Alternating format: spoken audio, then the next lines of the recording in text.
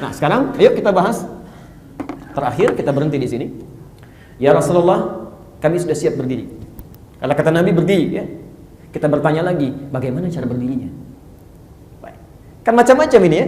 Ada yang kakinya begini mungkin, ya. Ada yang lebar begini, ada yang berdirinya begini, badannya kanan, badannya kiri. Bagaimana ya Rasulullah? Maka dirinci oleh Nabi, hadis riwayat Abu Daud, nomor hadis 666, 666. Ya, kita sekarang masuk ke layar. Mari saya bacakan dulu hadisnya, kemudian kita coba lihat gambaran Rasulullah. Baik, kita geser sedikit ya. Insya Allah sudah nggak dipakai. Mari kita perhatikan kata Nabi sallallahu alaihi wasallam, "Staw istaqimu." Boleh di sebelah sini, jazakallah.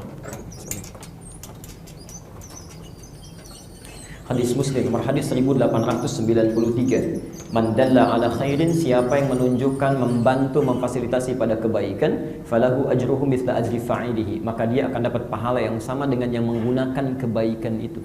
Min ghairi an yanqusa min ajri syai', tanpa dikurangi sedikit pun. Mudah-mudahan yang dorong papan tulisnya, yang ngapus ya, itu sama pahalanya dengan yang nerangkan. Tidak cukup dengan amin, nanti dorong dulu ya. Ya, lihat sini, antum amin-amin sampai kiamat kurang 2 hari, kalau nggak dikerjakan nggak akan dapat itu. Ayo lihat sini. Kata Nabi, istaqimu. Saya mulai dari istaqimu dulu. Istaqimu itu artinya, perhatikan, badan tegak. Ya, dalam bahasa Arab, qomah itu tegak, tidak miring kanan, nggak miring kiri, posisi tegak. Pelan-pelan. Itu istaqimu namanya, qomah. Ya. Adapun posisi kaki, perhatikan. Dalam hadis yang tunggal sifatnya, Nabi tidak merinci. Apakah kakinya ini mesti misalnya, mohon maaf, begini sifatnya, ya. Jadi depannya itu keluar, terbuka, ya. Dalamnya ke dalam, tumitnya itu nggak dirinci, ya. Atau kalau lurus begini, belum ada keterangan dalam kalimat yang pertama ini, ya. Jadi ini menunjuk kesan bahwa kalau anda sholat sendirian, munfarid, ya, sepanjang badannya tegak, kemudian tsumastaqbilul qiblah, menghadap ke arah kiblat, itu sudah sah secara hukum. Misal, saya sholat sendirian begini, saya menghadap kiblat, ya. Posisi kakinya misalnya terbuka begini, ya, terbuka. Kemudian, maaf, baik itu terbuka ataupun lurus begini, yang penting menghadap kiblat sudah sah. Ya. Tapi yang anda penting perhatikan, istaqimu, tegak badan, ya. Kemudian istau, nah ini bagian keduanya. Istau berada posisi kaki lebarnya seimbang. Ya. Dalam bahasa Arab kalimat istau itu punya 2 arti. Keseimbangan ini sejajar dengan bahu, turun ke bawah. Ya, turun ke bawah. Jadi tidak terlampau lebar begini, ya, tidak terlampau rapat begini. Ya. Dikata Nabi, badannya tegak menghadap ke kiblat, posisi kaki lebarnya itu selebar dengan bahu. Syaratnya demikian. Bagaimana taunya selebar dengan bahu? Menafsirkan kalimat tadi, teruskan hadisnya. Hadhu bainal manakib. Ya.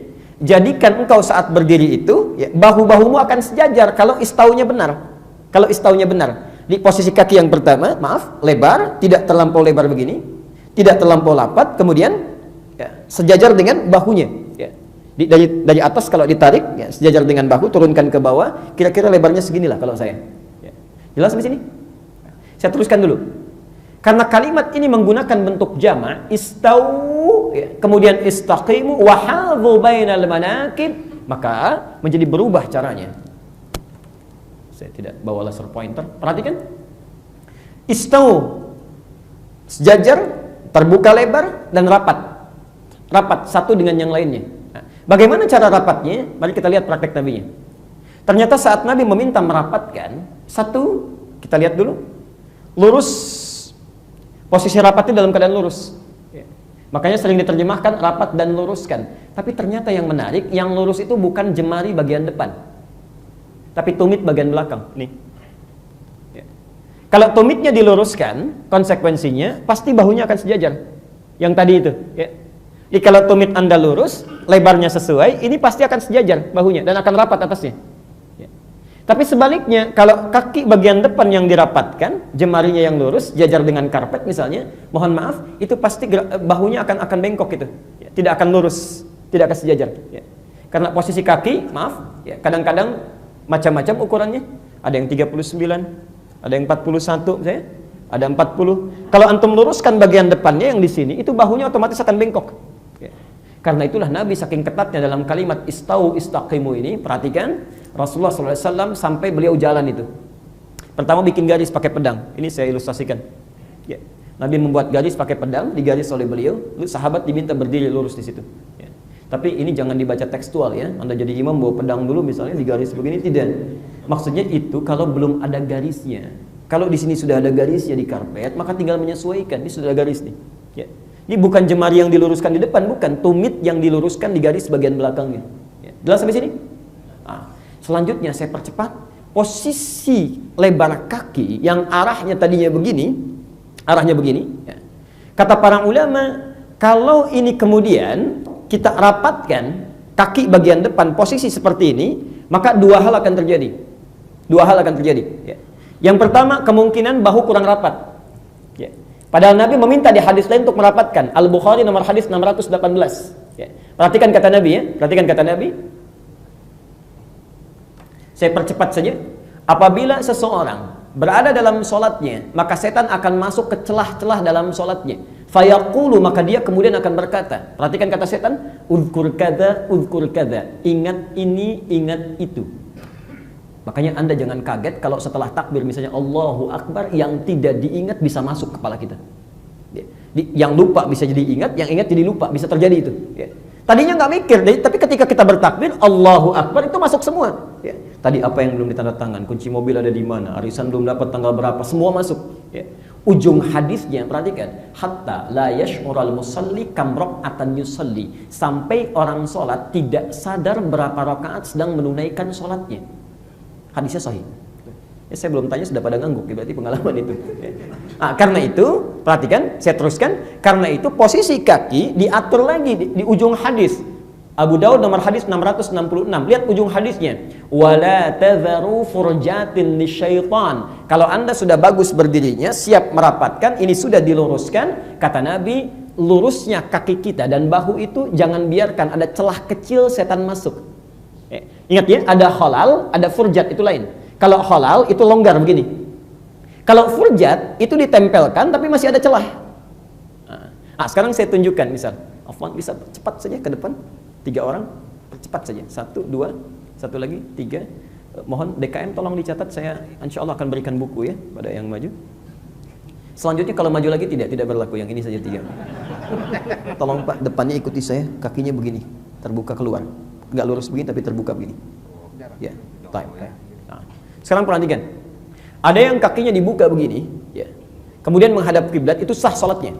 Sah, tidak ada masalah secara hukum fikih. Tapi resikonya kata Nabi, ini ada furjat di sini. Furjat itu walaupun depannya nempel begini, tapi ada celah kecil ini. Ya, ada celah di bawahnya tuh. Ya. Kalau celahnya longgar begini, misalnya longgar, ya. Ini halal namanya.